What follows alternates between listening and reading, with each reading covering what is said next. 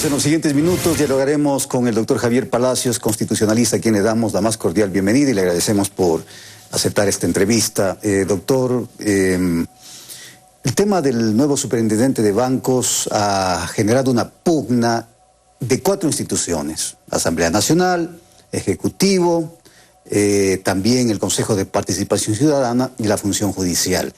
¿Cuál debería ser la salida a esta situación de crisis? ¿Una salida jurídica, una salida política, una salida técnica? Bienvenido, buenos días. Buenos días, Fernando, qué gusto estar con usted y su audiencia. Creo que la pregunta que usted plantea es un poco compleja. Creo que lamentablemente hay ciertas instituciones como la Asamblea Nacional que se ha decantado a través de levantar las manos, decidir si incumple o cumple las sentencias judiciales. Se ve por otro lado un abuso en materia de garantías constitucionales por parte de ciertos actores políticos. Y finalmente creo que también hubo una cierta irresponsabilidad del gobierno, del Ejecutivo sobre todo, en mandar una terna respecto de una persona que no conocían o que la mandaron, como él dice, de relleno. Pero más allá de esto, creo que la salida es jurídica. Tiene que respetarse la sentencia que se dictó por parte de la juez de San Borondón. Nos guste o no nos guste, la decisión está vigente y la Asamblea Nacional no puede decidir incumplir por más primer poder del Estado que sea. Aceptar lo que está haciendo el día de hoy la Asamblea Nacional nos llevaría a que en el futuro cualquier decisión judicial que se emita en contra de la Asamblea Nacional pueda ser decidida arbitrariamente por una mayoría a través del ejercicio democrático de alzar las manos, si cumple o no cumple la sentencia. Creo que eso es inadmisible. Ni el Ejecutivo, ni la Asamblea Nacional, ni ninguna otra institución del Estado puede decidir si cumple o no cumple las sentencias judiciales, más aún en materia de garantías, que son sentencias de obligatorio cumplimiento. Ahora, ¿cuál es el riesgo de no cumplir, o cuáles podrían ser más bien, doctor, las consecuencias de no cumplir con una decisión judicial, una decisión constitucional para la Asamblea Nacional? Hay quienes dicen que la propia Corte Constitucional a la postre podría decidir incluso la destitución de los asambleístas que votaron precisamente a favor de la posesión del nuevo superintendente. Efectivamente, de conformidad con el artículo 22 de la Ley Orgánica de Garantías Jurisdiccionales y Control Constitucional, una de las sanciones que se establece ante quien incumpla una sentencia en materia de garantías es la destitución del funcionario público. Estas sanciones tienen que ser impuestas por la Corte Constitucional a través del ejercicio, a través de la proposición de una acción de incumplimiento que es de conocimiento de la Corte Constitucional, y solo la Corte puede decidir si incumplieron o no incumplieron y si son o no meritorios de esta sanción o de cualquier otra que establece la Ley de Garantías.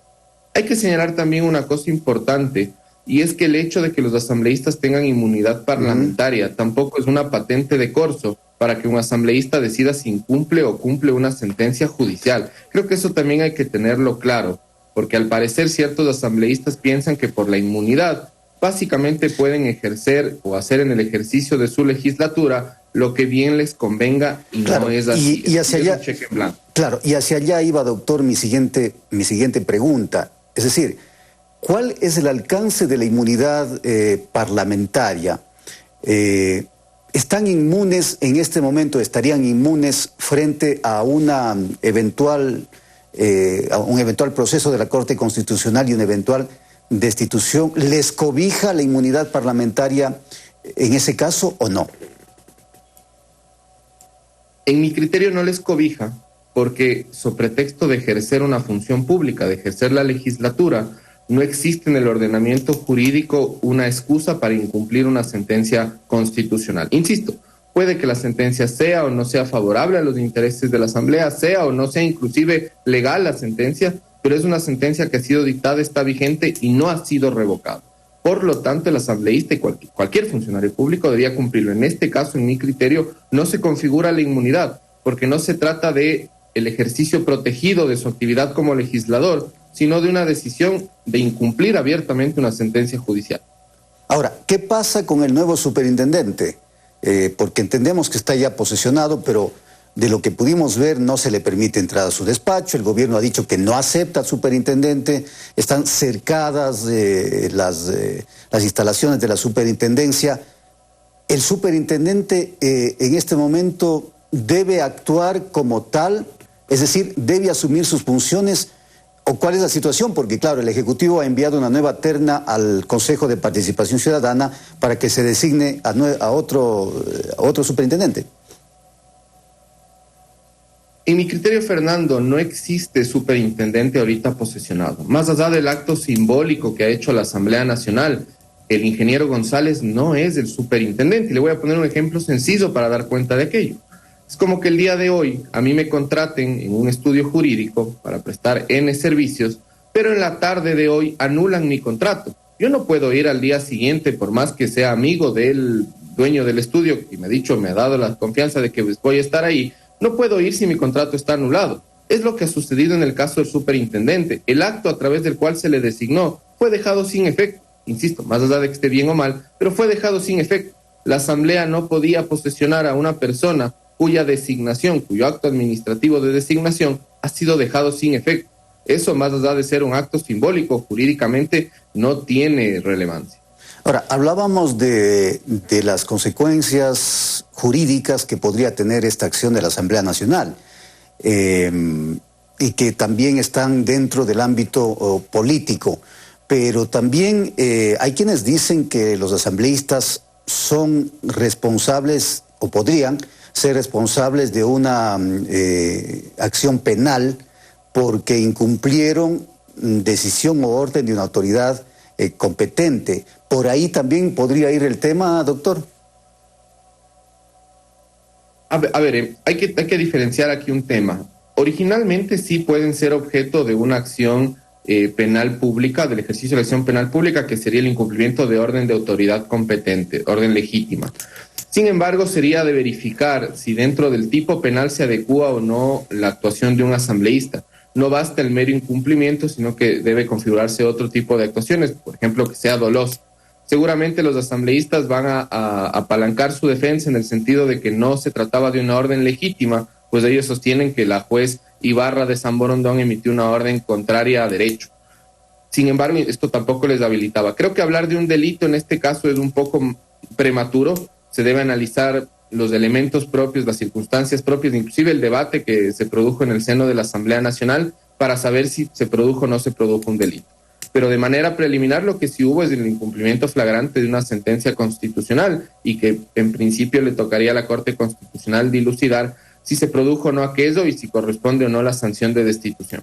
Ahora, doctor, a propósito de este caso y de otros casos que se han dado en el país, ¿qué es lo que hay que hacer con las acciones extraordinarias de protección? Porque otro tipo de figuras como por ejemplo el habeas corpus se me ocurre en este momento, pero hablando específicamente de estas acciones interpuestas a propósito del superintendente, ¿se está abusando de estas acciones? Los jueces de alguna manera son muy discrecionales en torno a aplicar estas acciones. ¿Hay un vacío en la ley? ¿Qué es lo que pasa? A ver, yo creo que respecto de esta pregunta, la tarea es de las Cortes provinciales y de la propia Corte Constitucional. Yo no creo que hay ningún vacío en la ley y creo que la solución está en la ley, sino que en el Ecuador lamentablemente lo que menos nos gusta aplicar es la ley.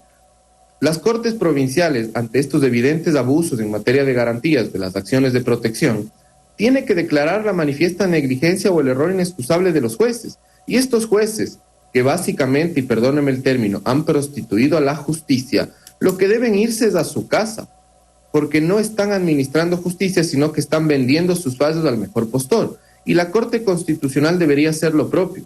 Debemos dejar esta mala costumbre que tenemos en la cultura jurídica ecuatoriana, de hacer únicamente llamados de atención a los operadores de justicia cuando no es que se equivocan, sino que van francamente en contra de la ley. Se debe aplicar lo que prevé el Código Orgánico de la Función Judicial, lo que prevé la Ley Orgánica de Garantías, en este caso el error inexcusable de los jueces que se equivocan. Y adicionalmente, que creo que es una tarea de la Corte Constitucional, es revocar este precedente de que los jueces en materia de garantías constitucionales no prevarican. El prevaricato es el delito que comete un funcionario judicial cuando falla en contra de norma expresa. Eso ha sido un cheque en blanco para que ciertos operadores se sientan tranquilos de emitir cualquier tipo de fallo, porque saben que nunca les va a llegar una investigación penal sobre aquello.